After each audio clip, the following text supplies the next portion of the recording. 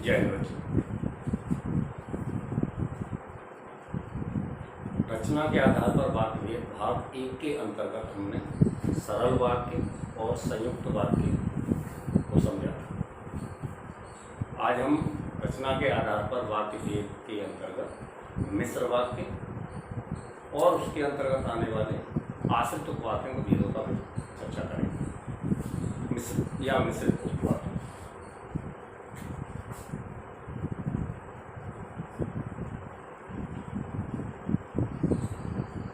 मिश्र या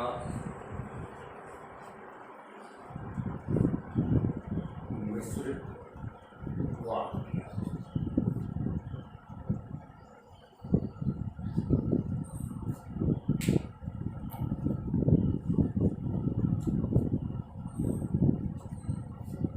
रचना के आधार पर वाक्य भेद का तीसरा भेद है, तीसरा प्रकार है मिश्र या मिश्रित वाक्य।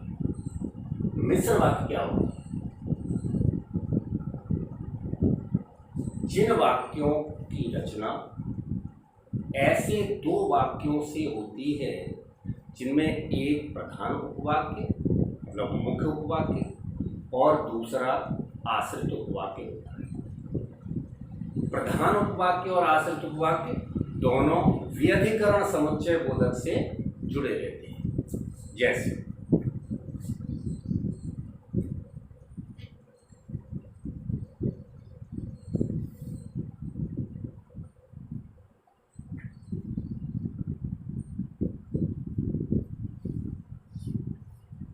यदि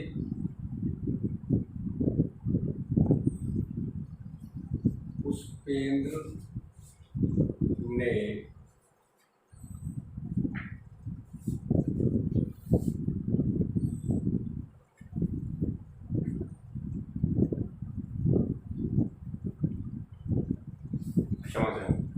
यदि पुष्पेंद्र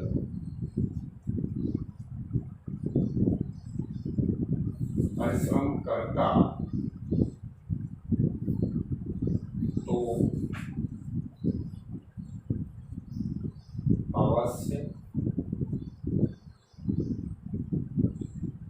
सफल होगा।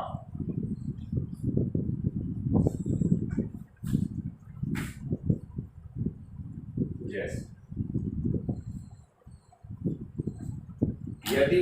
यदि पुष्पेंद्र परिश्रम करता तो अवश्य सफल होगा। इसमें दो वाक्य हैं। एक वाक्य है यहां से यहां तक और एक वाक्य है यहां से। यदि पुष्पेंद्र परिश्रम करता,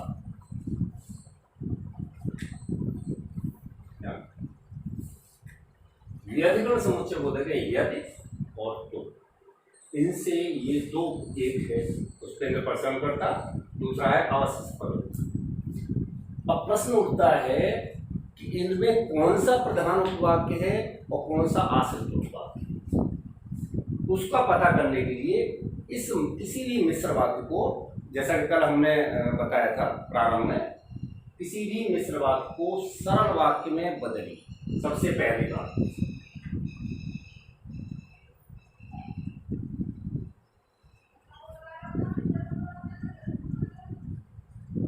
पुष्पेंद्र के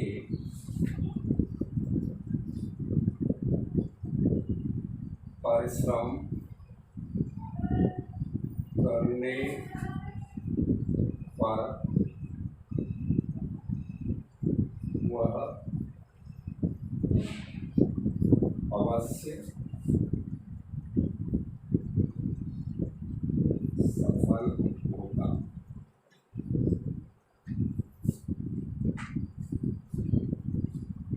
ये है मिश्र,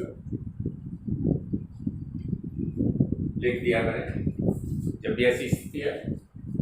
और ये है सरल, इसी का रूपांतर है ये सरल वाक्य। अब बात ये हुई है, पहली बात तो ये है कि किसी भी मिश्र वाक्य में प्रधान उपवाक्य जो होता है उसकी क्रिया मुख्य होती है। मुख्य, जिस उपवाक की क्रिया मुख्य होती है वही प्रधान उपवाक है। दूसरा तरीका, दूसरी विधि, और वो सटीक है, वो कभी ऐसा नहीं हो सकता कि उस विधि से हम पता ना कर पाए। सही पता लगाने का तरीका है कि नंबर 1, किसी भी मिश्र वाक्य को सरल वाक्य में बदलिए। सरल वाक्य में बदलने पर जिस उपवाक्य, जो मिश्र वाक्य में जो 2 उपवाक्य हैं, एक है अवश्य सफल होता, दूसरा है पुष्पेंद्र परिश्रम करता। इसमें इसकी क्रिया है परिश्रम करता की है परिश्रम करना ये, और इसका है सफल होता। अब सरल वाक्य जब मैं बदल दिया है तो उसके बाद हम देखते हैं कि कौन से वाले उपवाक की क्रिया सरल में बदलने पर परिवर्तित हो गई है, रूप बदल दिया है, और कौन सी यथावत। अवश्य सफल होता और सरल में भी है अवश्य सफल होता। इस अवश्य सफल होता, इसकी क्रिया है सफल होता, इसकी क्रिया में के रूप में कोई परिवर्तन नहीं आया है सरल वाक्य में बदले जाने पर। इसकी क्रिया परिश्रम करता, यहां पर आया परिश्रम करने पर, ये इसका रूप बदल गया, अर्थात ये आश्रित हुआ। तो ये यदि पुष्पेंद्र परिश्रम करता तो ये हो गया आश्रित, और ये हो गया प्रधान। इसका विशेष ध्यान रखना है, यदि बड़ी सावधानी से किसी भी मिश्र वाक्य को सरल वाक्य में बदलने पर, पुनः सुनेगा, किसी भी मिश्र वाक्य को सरल वाक्य में बदलने पर जिस उपवाक्य की क्रिया के रूप में कोई परिवर्तन नहीं होता है वही प्रधान उपवाक्य होता है, और जिस उपवाक्य की क्रिया के रूप में परिवर्तन हो जाता है, रूप बदल लेती क्रिया या क्रिया का रूप बदल जाता है, वो आश्रित उपवाक्य होता है।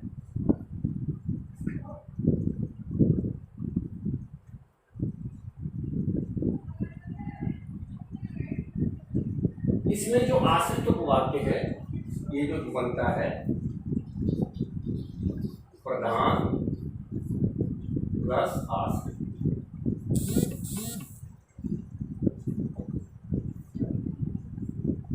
मिश्र वाक्य में एक प्रधान उपवाक्य होता है, एक आश्रित उपवाक्य। अब क्योंकि इसमें आश्रित उपवाक्य में भी कुछ भेद हैं, देखते हैं क्या है।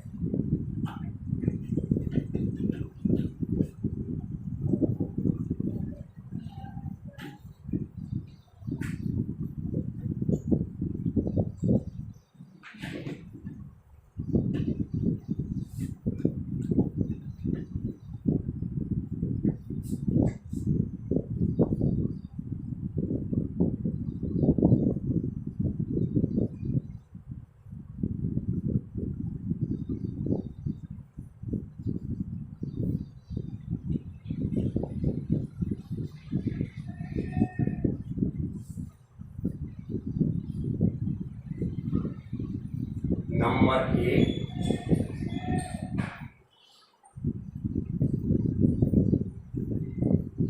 संज्ञा आश्रित।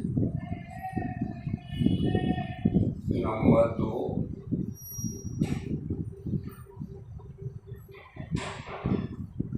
विशेषण आश्रित। नंबर 3,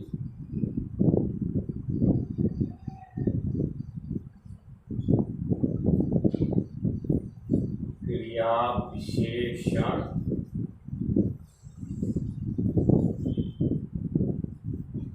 आश्रित।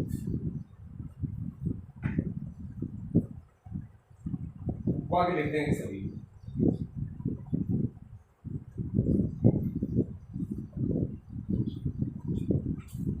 तीन में आश्रित उपवाक्य, तीन में संज्ञा आश्रित उपवाक्य, विशेषण आश्रित उपवाक्य, क्रिया विशेषण आश्रित उपवाक्य। पहला भेद देते हैं।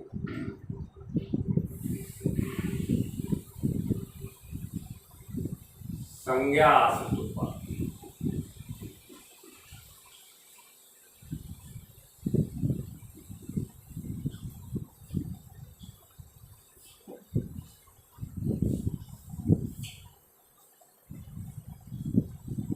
संज्ञा आश्रित उपवाक में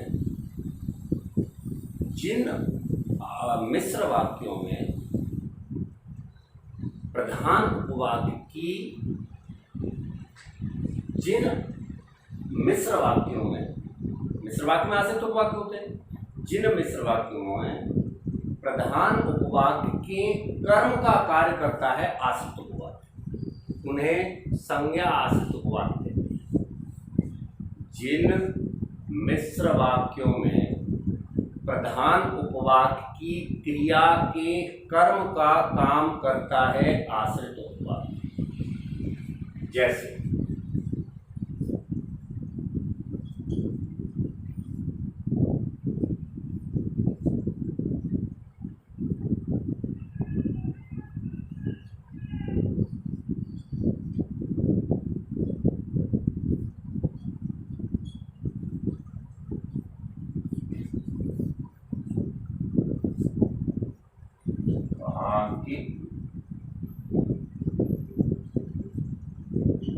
गृह कार्य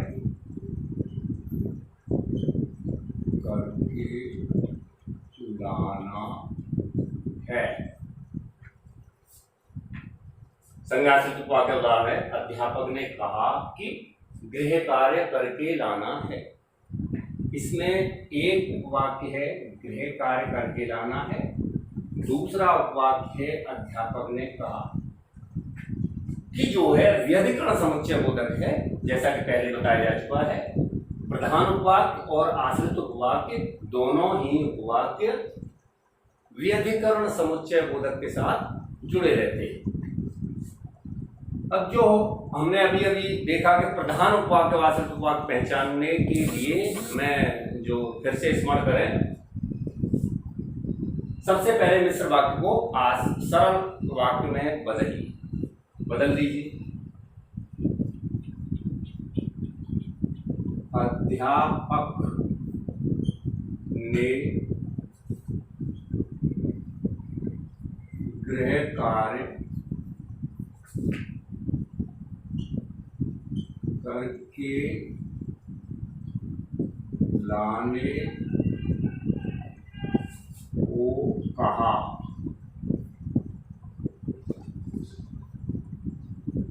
अध्यापक ने गृह कार्य करके लाने को कहा या अध्यापक ने गृह कार्य करके लाने के लिए कहा।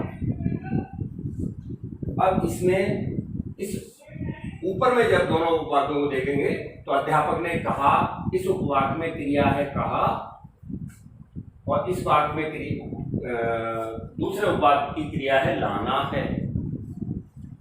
सरल वाक्य में बदलने पर यहाँ हमेशा ही लिखते रहेंगे, ऐसे पता रहे कि ये कौन सा मिश्र है। भ्रमित ना हो।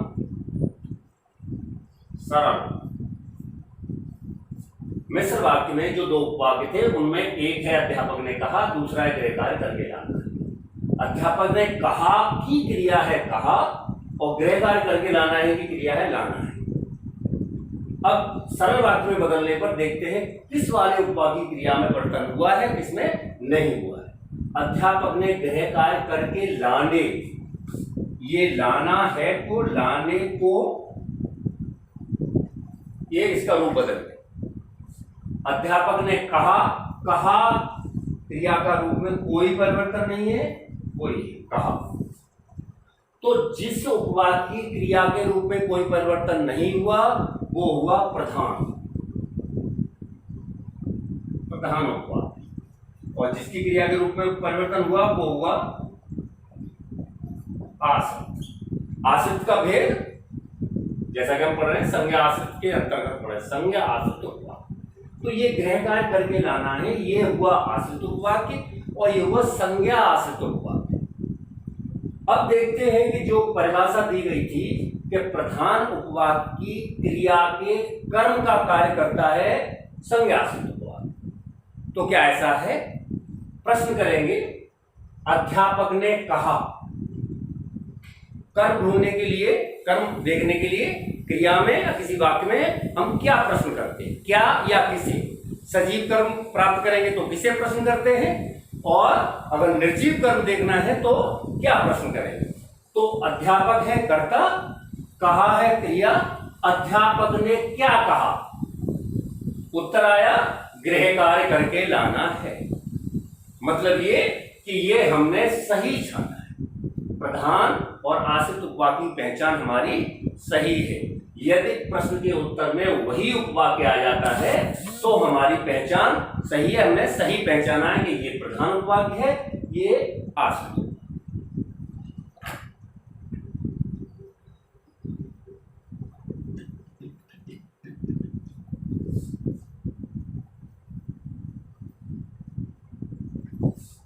नंबर 2,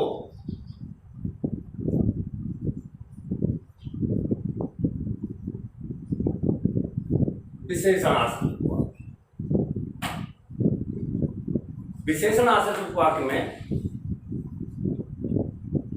जो मिश्र वाक्य, जिन मिश्र वाक्यों में विशेषण आश्रित उपवाक्य होता है, उनकी पहचान ये है या उनकी परिभाषा ये है कि प्रधान उपवाक्य की किसी संज्ञा या सर्वनाम की विशेषता आश्रित उपवाक्य बताता है। प्रधान, जिन मिश्र वाक्यों में प्रधान उपवाक्य की किसी संज्ञा या सर्वनाम की विशेषता आश्रित उपवाक्य बताता है, इसीलिए इनका नाम है विशेषण आश्रित उपवाक्य। जैसे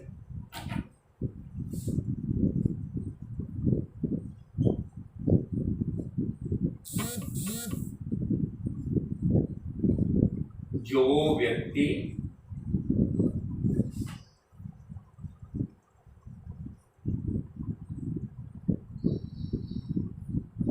कमरे में बैठा है वह मेरे भाई का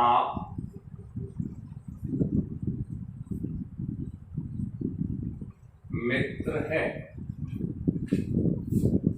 जो व्यक्ति कमरे में बैठा है वह मेरे भाई का मित्र है। दो उपवाक्य देखिए, पहले प्रधान आश्रित वाक्य देखेंगे। दो उपवाक्य इसमें कौन से? व्यक्ति कमरे में बैठा है, मेरे भाई का मित्र है, ये दो उपवाक्य। अब इसमें वही, इसमें कौन सा प्रधान है और कौन सा आश्रित है, ये पता करने के लिए पहले जैसा बताया है तरीका वही है। किसी भी मिश्र वाक्य में, ये मिश्र वाक्य, इसको सरल में बदलें। किसी भी मिश्र वाक्य को मैं प्रधान और आश्रित उपवाक्य की पहचान करने के लिए सरल और बढ़िया तरीका, सटीक, उसको सबसे पहले सरल वाक्य में परिवर्तित करें और उसके बाद वही जिस उपवाक्य की क्रिया में परिवर्तन ना हो प्रधान उपवाक्य और जिसकी में हो जाए आश्रित उपवाक्य। तो इसको सरल में बदलते हैं। कमरे में बैठा व्यक्ति मेरे भाई का मित्र है। ये हो गया सरल।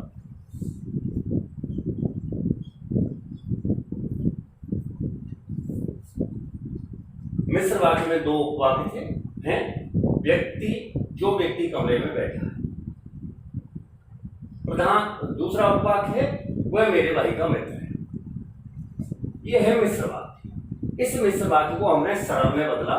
कमरे में बैठा व्यक्ति मेरे भाई का मित्र है। इस उपवाक्य की क्रिया है बैठा है, इस वाक्य की क्रिया है।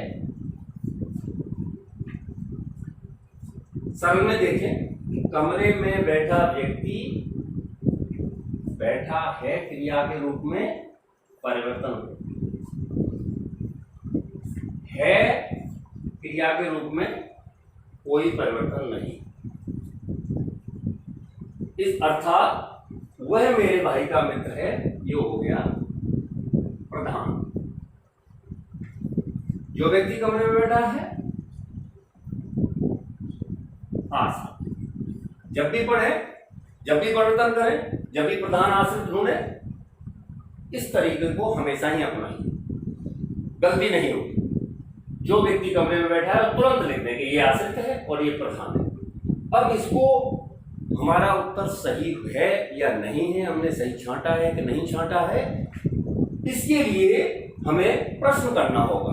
विशेषण आश्रित उपवाक्यों में जैसा कि बताया जा चुका है, विशेषण आश्रित उपवाक्यों में प्रधान उपवाक्य की किसी संज्ञा या सर्वनाम की विशेषता आश्रित उपवाक्य बताता है। तो देखते हैं, प्रश्न करेंगे। इसमें साधारणतः प्रश्न करते हैं कौन, किसे, किसको। तो हम प्रश्न करेंगे प्रधान उपवाक्य, जबकि हमें पता चल चुका प्रधान उपवाक्य ये है, तो प्रधान उपवाक्य के साथ कौन प्रश्न करेंगे। मेरे भाई का मित्र कौन है? प्रश्न है मेरे भाई का मित्र कौन है? उत्तर आया जो व्यक्ति कमरे में बैठा है। आश्रित ही उत्तर में आएगा।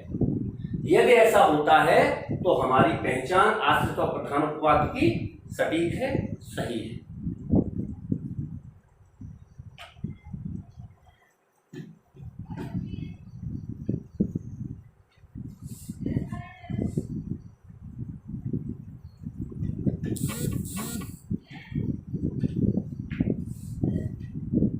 क्रिया विशेषण,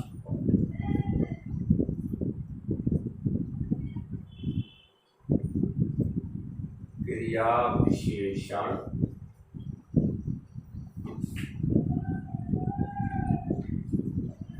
आश्रित उपवाक्य।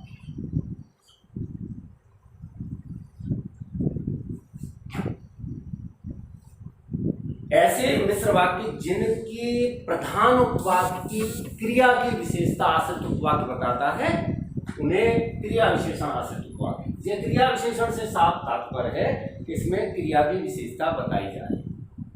साधारणतः क्रिया की विशेषता एक शब्द बताता है तो क्रिया विशेषण कहलाता है। यहां पर क्योंकि एक पूरा वाक्य बता रहा है, क्रिया विशेषण आश्रित उपवाक्य।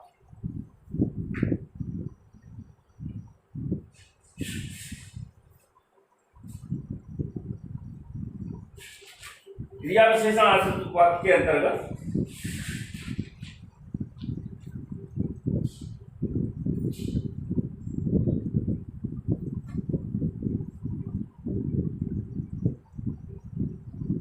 जैसे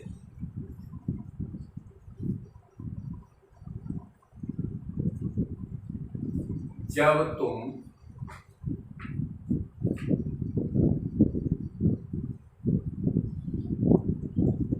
स्टेशन पहुंचे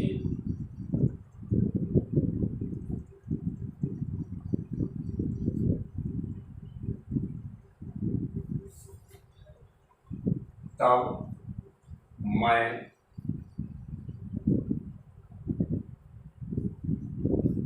घर से चला। जब तुम स्टेशन पहुंचे तब मैं घर से चला। ये जब और तब से जुड़े हुए दो उपवाक्य। तो एक उपवाक्य मैं घर से चला और जब तुम स्टेशन पहुंचे। कौन सा प्रधान है और कौन सा आश्रित है? जैसा क्रिया विशेषण आश्रित उपवाक्य में होता है कि प्रधान उपवाक्य की क्रिया की विशेषता आश्रित उपवाक्य बताता है, इसीलिए इसका नाम क्रिया विशेषण आश्रित उपवाक्य है। अब प्रधान कौन सा है और आश्रित कौन सा है, वही तरीका ये मिश्र है। इसको सरल में बता दो।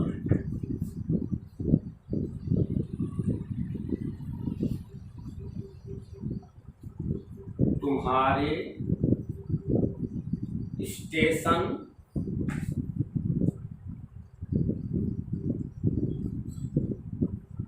पहुंचने पर मैं घर से चला। स्पष्ट, ये हो गया सरल।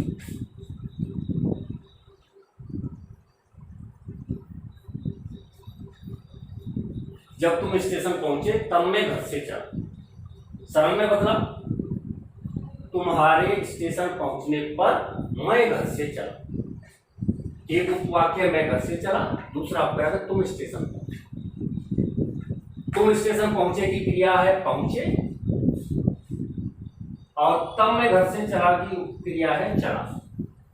सरल में बदलने पर, जैसा कि बताया था, किसी भी मिश्र वाक्य को सरल वाक्य में बदलने पर जिस उपवाक्य की क्रिया के रूप में कोई परिवर्तन नहीं आता है वो प्रधान उपवाक्य, और जिस क्रिया का रूप बदल जाता है वो आश्रित उपवाक्य। पुनः बार बार मैं ये इसलिए बता रहा हूं कि इसी में साधारणतः बच्चों से गलती होती है कि कौन सा प्रधान उपवाक्य है, कौन सा आश्रित उपवाक्य है। अब देखेंगे, इसकी क्रिया है चला, और ये चला यथावत है। पहुंचे, ये पहुंचने, इसके रूप में परिवर्तन हो गया, अर्थात जिसके रूप में परिवर्तन हो गया आश्रित, और जिसके में नहीं हुआ प्रधान। अब क्योंकि क्रिया विशेषण आश्रित उपवाक्य के और 5 प्रकार है, बताते हूं मैं। ये वाला जो है कालवाचक क्रिया विशेषण का है। कैसे? कालवाचक क्रिया विशेषण तो विशेष समय का बोध करा रहा है, तो इसमें प्रश्न करेंगे कब। प्रधान वाक्य मैं घर से कब चला, मैं घर से कब चला, उत्तर आया जब तुम स्टेशन पहुंचे। यह आश्रित उपवाक्य में ही उत्तर में आएगा। चला क्रिया की विशेषता ये पूरा उपवाक्य बता रहा है, इसीलिए ये क्रिया विशेषण आश्रित उपवाक्य। प्रधान उपवाक्य में घर से चला, उसकी क्रिया है चला। चला क्रिया की विशेषता ये बता रहा है, जो कि कालवाचक क्रिया विशेषण है, क्रिया के होने के समय का बोध कर रहा है। इसीलिए कब, कब चला।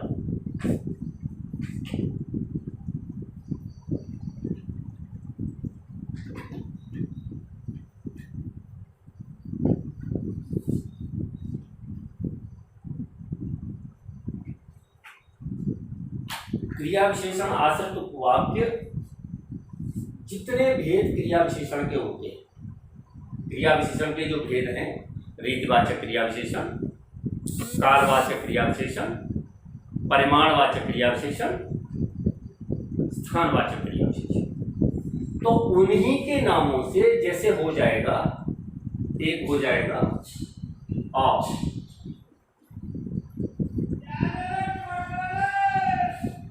रीतिवाचक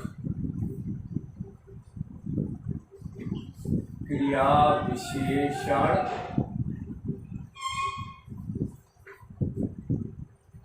आश्रित उपवाक्य। साधारणतः परीक्षा में इतना गहराई से नहीं पूछा जाता, या तो मिश्र जो आपके रचना के आधार पर वाक्य भेद है कक्षा 10 में 4 अंक के पूछे जाते हैं इसी वर्ष से, उससे पहले 3 अंक के पूछे जाते हैं। तो 3 अंक में से एक वाक्य बदलने के लिए आएगा, रचनांतर सरल आया है तो मिश्र में बदलिए, या संयुक्त में बदलिए, या संयुक्त से मिश्र में बदलिए, मिश्र से संयुक्त में बदलिए, ये ऐसा आता है। एक पहचान करने के लिए आता है, वाक्य भेद बताइए। अन्य जो है एक मिश्र वाक्य आएगा, उसमें से या तो प्रधान या आश्रित उपवाक्य रेखांकित होगा, और पूछा जाएगा यदि आश्रित उपवाक्य रेखांकित है कि उपवाक्य का उपवाक्य बताते हुए, उपवाक्य का नाम बताते हुए उसका भेद भी बताइए। अगर आश्रित उपवाक्य पूछा है तो आपको बताना होगा, उपवाक्य बताना होगा कि ये आश्रित उपवाक्य है, साथ साथ आपको संज्ञा आश्रित उपवाक्य है, या विशेषण आश्रित उपवाक्य है, या क्रिया विशेषण आश्रित, इतना ही पूछा जाता है। लेकिन मैं ये इसलिए बताने का प्रयास कर रहा हूं आपको कि पहचान सके कि क्रिया विशेषण, रीतवाचक क्रिया विशेषण, जैसा, जैसी, जैसे, जैसा वह लिखती है वैसा कोई नहीं लिखता। तो इसमें क्या होगा कि रीतवाचक क्रिया विशेषण का उदाहरण है, वह कालवाचक क्रिया विशेषण,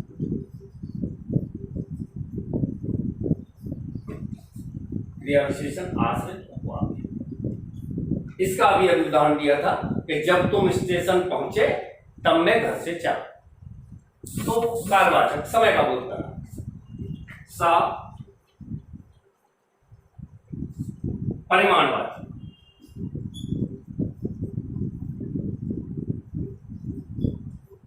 क्रिया विशेषण आश्रित उपवाद। उतना ही खाओ जितना पचा सको, परिमाण, मात्रा, क्वांटिटी। उतना ही खाओ जितना पचा सको, कितना ही खाओ जितना पचा सको। बहुत सरल है पहचान। द स्थानवाचक क्रिया विशेषण आश्रित उपवाद। स्थानवाचक में क्रिया के होने के स्थान का जो बोध कराते हैं उन्हें स्थानवाचक क्रिया विशेषण विशेषता बताते हैं। अब क्योंकि स्थान जहां वह रहता है वहीं मेरा मामा रहता है, कुछ भी, मेरा मामा कहां रहता है, जहां वह रहता है, तो वो आश्रित उपवाद ही उत्तर में आएगा। अगर इस तरह से हमें पहचान है तो कम से कम हम ये पहचान सकेंगे कि ये आश्रित उपवाद है और ये आश्रित उपवाद क्रिया विशेषण आश्रित उपवाद है। रीतवाचक, कालवाचक, परिमाणवाचक, स्थानवाचक बताने की आवश्यकता नहीं है, केवल हम ये पहचान सकें कि क्रिया विशेषण है। इन चारों के भेदों से या इन चारों का जो पता होगा क्रिया विशेषण आश्रित उपवाक्यों का, ये चारों भेदों का, तो हम आसानी से पहचान सकेंगे क्रिया विशेषण आश्रित उपवाद ये है। हमारा रचना के आधार पर वाक्य भेद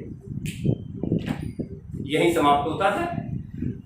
अगले भाग में, भाग 3 में, रचना के आधार पर वाक्य भेद भाग 3 में रचनांतरण या रूपांतरण। रचनांतरण रूपांतरण का मतलब है कि एक भेद से दूसरे भेद में वाक्य को कैसे बदला जाता है, इसको हम कल करेंगे।